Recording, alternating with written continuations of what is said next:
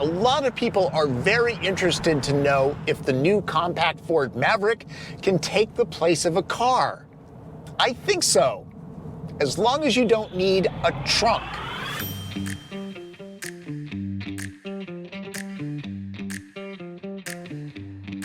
Hard to believe some Americans are unaware that the most popular vehicle in America isn't a car, it's the Ford F-150. That's followed by the dynamic duo of Chevy Silverado and GMC Sierra, then the Ram 1500. So if you think Ford's useful, affordable, compact Maverick is a no-brainer, remember, it's practically alone in the marketplace. Product planning like this deserves the Nobel Prize in automotive, which, okay, is not a thing.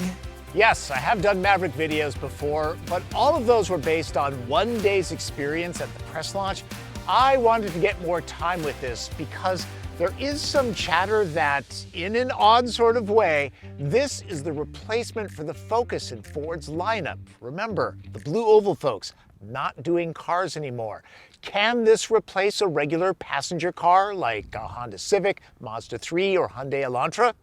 Gotta remember, America loves its pickups. For sure, the Ford's form factor is completely different from those three, and Maverick isn't really small.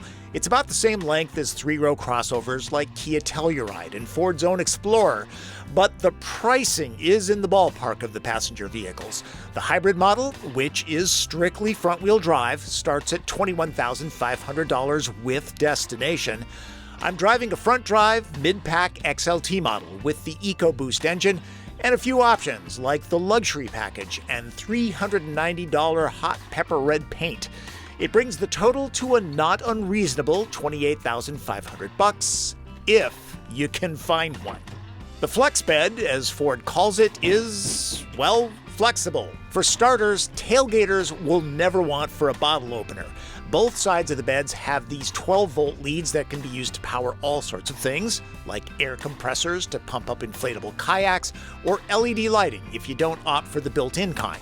Ford offers easy-to-follow plans for these kinds of projects and many more. Scan the QR code for a website with instructional videos.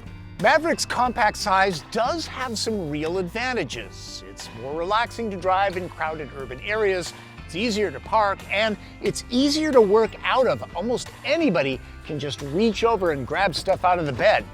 Can't say that about full-size pickups.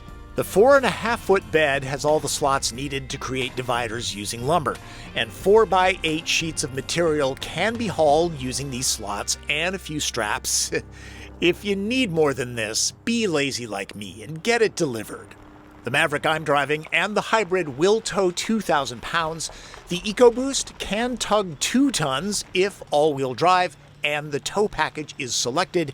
In total, that's a $4,000 upgrade over the hybrid. Hyundai Santa Cruz is Maverick's only direct competitor.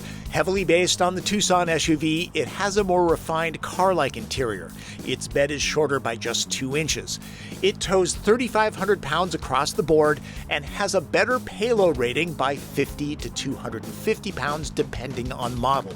It gets storage under the load floor and can be had with this integrated tonneau cover.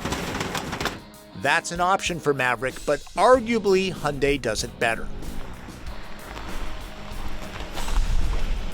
Same goes for the driving dynamics. It's actually compelling to drive. However, it's over $4,000 more than a Maverick, it isn't offered as a hybrid, and doesn't have the trucky look of the Ford, if that's what floats the boat that you need to tow. Alright, let's get back to Maverick specifically. The 2-liter turbocharged 4 pumps out 250 horsepower and 277 pound-feet of torque on regular-grade gasoline. Remember these? It's a key, and it works like this. For push-button starts, move up to the top trim lariat.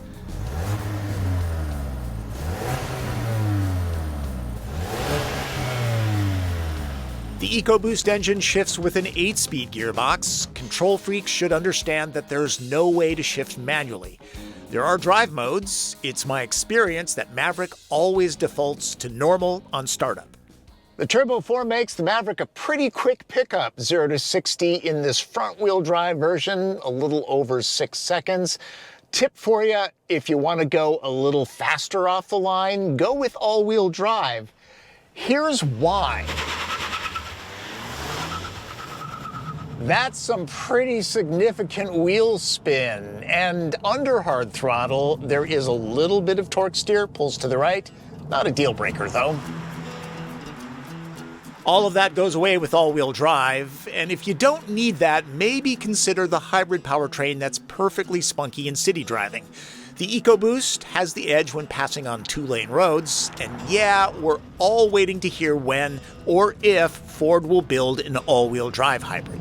The EPA fuel economy average of this particular truck is 26 miles per gallon. I'm seeing a little less than that, around 18 in the city, 28 on the highway. It does take regular grade gas though. One thing to keep in mind, the hybrid costs less and gets much better fuel economy. I hear on average around 40 mpg.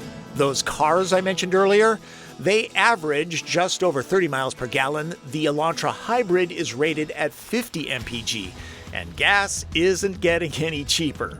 There is a fuel-saving automatic engine stop-start system. Let's see how smooth it is. Shut down. Pretty smooth. Start up.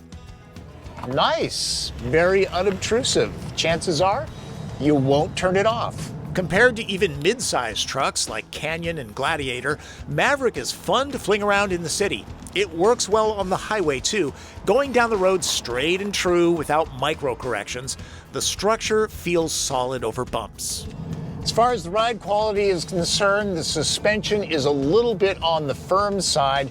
This drives very much like a compact crossover, say a Bronco Sport, which makes a lot of sense because these two vehicles are built on the same architecture. Other than Santa Cruz, Maverick is as car-like as you're going to get from a pickup truck, even more so than Honda Ridgeline, which is also unibody.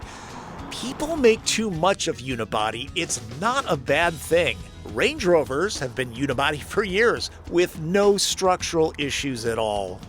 At highway speeds, you're going to hear some wind noise off the front, of course, because this is as aerodynamic as a house. It's not bad though, especially considering the price. This is reasonably quiet.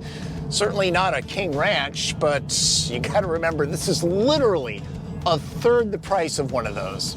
For chores, Maverick stacks up well to mid-sized machines. Max towing does fall short. Ridgeline will tow 5,000 pounds. Tacoma, Frontier, Colorado, and Ranger are all in the 6,500 to 7,000 pound range if that's what you need to do. Maverick's payload is an impressive 1,500 pounds. That's slightly less than Colorado and Ranger, but a little better than Frontier and Tacoma. Visibility is especially good in the Maverick. There are no blind spots whatsoever, and even more important, the front end isn't massive, so if there's a small kid in front, you'll see them. You gotta wonder, have full-size pickups with high hoods become too large? Maverick is around 7 inches longer than a 1970s-era Ford F-Series. That is for a single-cab model.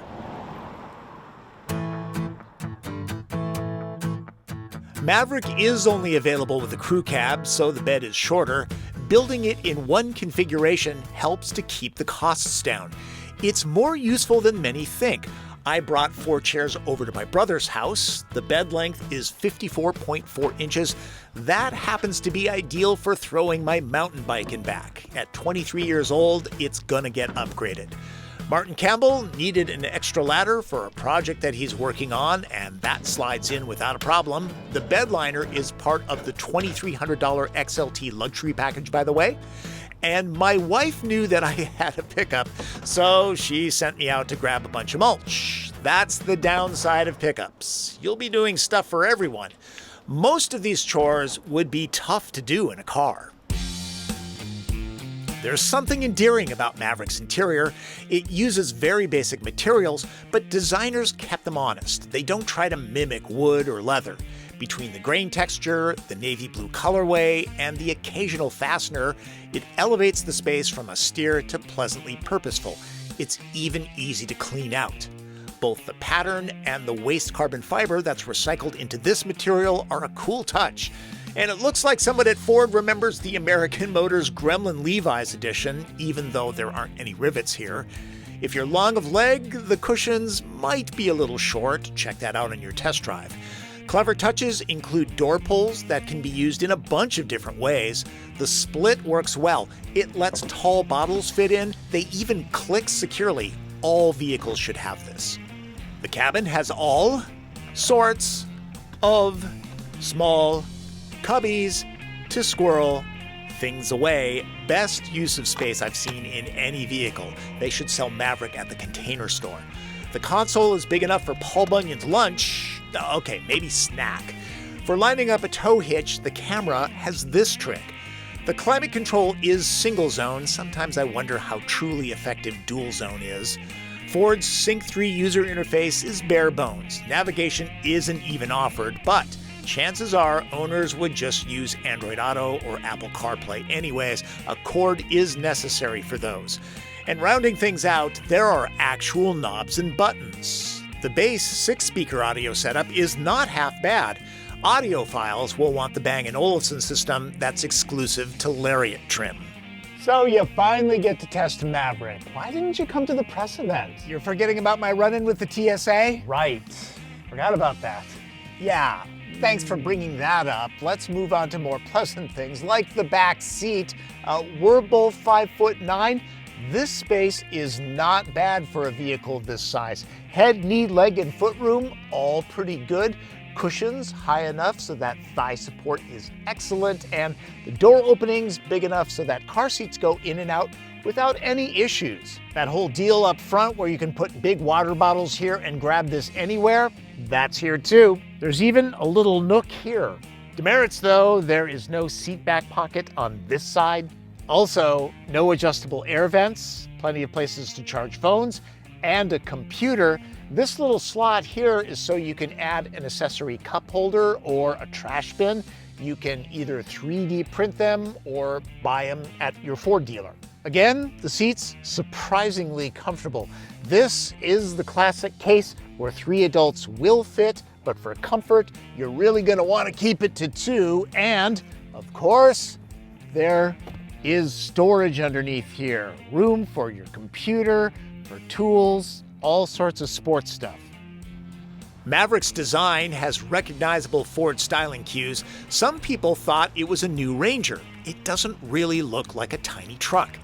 It doesn't have the window cut into the door like F-150, but there's a nod to that notch. You've probably heard this is a very difficult vehicle to get. Many knew exactly what it was.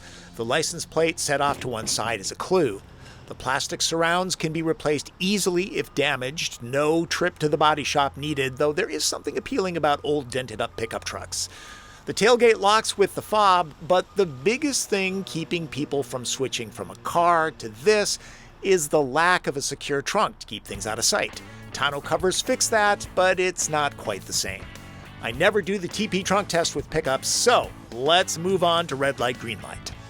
Green light. Maverick is a good, solid, basic pickup truck. The honesty is refreshing. The compact dimensions are perfect for those living in dense urban areas.